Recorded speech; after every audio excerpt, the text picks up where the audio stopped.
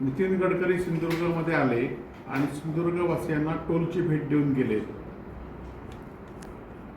सिंधुदुर्गातील महामार्ग किंवा मुंबई गोवा महामार्ग अपुरा आहेत म्हणून एकीकडे नितीन गडकरींनी माफी मागितली आणि आम्ही त्यावेळीच मागणी केली होती माफी म्हणून टोल माफी करा. परंतु त्यांच्या या भेटीनंतर टोल कोणी सत्ताधाऱ्यांनी घ्यायचा या संदर्भात चर्चा झाली असेल आणि आता उद्या शेवटची तारीख आहे की टोल जो गेले 2.5 वर्ष टोल थांबला होता आणि तो एका कारणासाठी आम्ही आंदोलन करून थांबवला होता की पूर्णपणे मुंबई गोवा महामार्ग पूर्ण झाल्यावरच टोल वसुली सुरू करावं. आज मुंबई गोवा महामार्ग अनेक ठिकाणी अपुऱ्या अवस्थेत आहे आणि हा रस्ता जोपर्यंत पूर्ण होत नाही तोपर्यंत टोल माफी घेऊ नये, टोल माफी द्यावी किंवा टोल सुरू करू नये ही आमची मागणी त्यावेळी होती आणि उद्याही ती मागणी आमची राहील. माझं सिंधुदुर्गवासियांना आव्हान आहे की या टोल माफी आंदोलनात गेल्यावेळी सिंधुदुर्ग जिल्हा व्यापारी संघाने सुद्धा पुढाकार घेतला होता. आता जिल्ह्यातील नागरिकांनी वेगवेगळ्या संघटनांनी या पुढाकार घ्यावा, कारण जोपर्यंत टोल जरी नितीन गडकरी म्हणाले की ह्या महिन्यामध्ये हा रस्ता पूर्ण होईल तरी पण मुंबई गोवा मार्ग अजूनही 1-1.5 वर्ष पूर्ण होणार नाही आणि हा पूर्ण झाल्यावरच टोल घ्यावी ही आमची मागणी आहे. खरं तर टोल माफीची मागणी केल्यानंतर काही सत्ताधाऱ्यांनी माझ्यावर आरोप केले होते की यांना टोल माफी कधी अशी दिली जाते का, परंतु असा 12 वर्ष रस्ता कुठला रखडला जातो का हा पण एक विषय आहे. परंतु रस्ता जोपर्यंत मुंबई गोवा पूर्ण होत नाही तोपर्यंत टोल स्वीकारू नये आणि टोल स्वीकारण्यास शिवसेना उद्धव बाळासाहेब ठाकरे हे आंदोलन करेलच.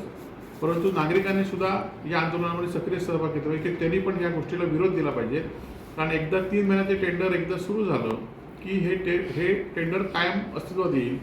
पोलीस दपटशाहीचा वापर केला जाईल, कारण सत्ताधारीच यामध्ये ह्या टोलमध्ये गुंतलेले असल्यामुळे याचा पोलीस बळाचा वापर केला जाईल आणि त्यामुळे हे आंदोलन संपूर्ण सिंधुदुर्गवासियांनी या आंदोलनामध्ये सहभाग घ्यावा असं आमचं आव्हान आहे. काय भूमिका असेल शिवसेनेची? नाही, आता खरं तर ह्याबाबत शिवसेनेच्या भूमिकेपेक्षा गृहमंत्र्यांनी भूमिका घेतली पाहिजे ना.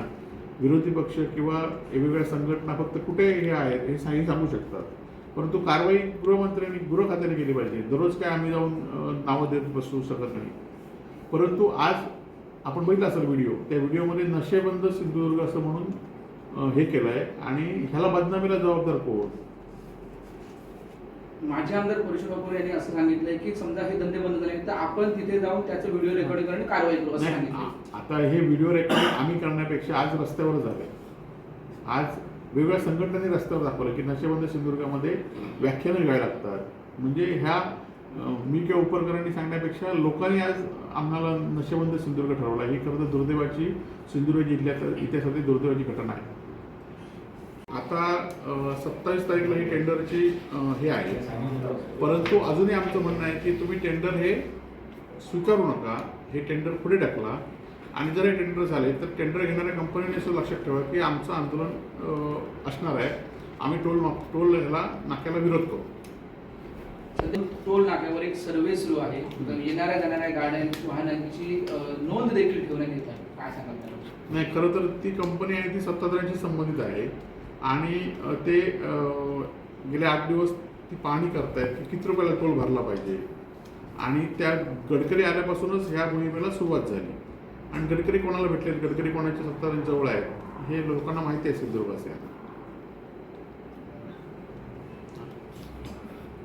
हे सिंधुदुर्ग जिल्हा अवैध धंदे सुरू नाहीत असं पालकमंत्री सांगतायत, गृहमंत्री सांगतायत, परंतु आज सिंधुदुर्ग जिल्ह्यातल्या संघटनेना सिंधुदुर्ग नशाबंदी केला पाहिजे म्हणून व्याख्यानं द्यावी लागतात आणि त्यांचा व्हिडिओ व्हायरल होतोय की सिंधुदुर्ग जिल्ह्यामध्ये ड्रग्सचं प्रमाण वाढलंय, सिंधुदुर्ग जिल्ह्यामध्ये चरसचं प्रमाण वाढलंय आणि म्हणून त्यांना संघटनांनी वेगळ्या संघटनांनी एक उद्या चर्चासत्र ठेवलं आणि त्या चर्चासत्राचा व्हिडिओ व्हायरल झाला. आपण बघित असाल की सिंधुदुर्ग जिल्ह्याचं नाव कसं बदनाम झालंय.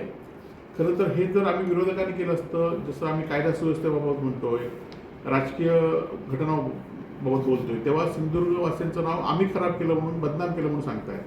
परंतु वेगवेगळ्या संघटनांनी मात्र आज सिंधुदुर्ग जिल्ह्याला नशेबंद सिंधुदुर्ग म्हटलं आहे आणि त्यामुळे पोलीस, गृहमंत्री आणि पालकमंत्री करतायत काय, इथे सत्ताधारी आमदार खासदार करतायत काय हा सिंधुदुर्ग नशेकडे जाताना तुम्ही रोखण्यास अपयशी ठरलाय आणि हे सिंधुदुर्गच्या नावाला बदनाम करण्यास जबाबदार तुम्ही आहात आणि ह्यामुळे तुम्ही नुसती आश्वासन किंवा नुसतं हे करून चालणार नाही तर ह्या नशेबंद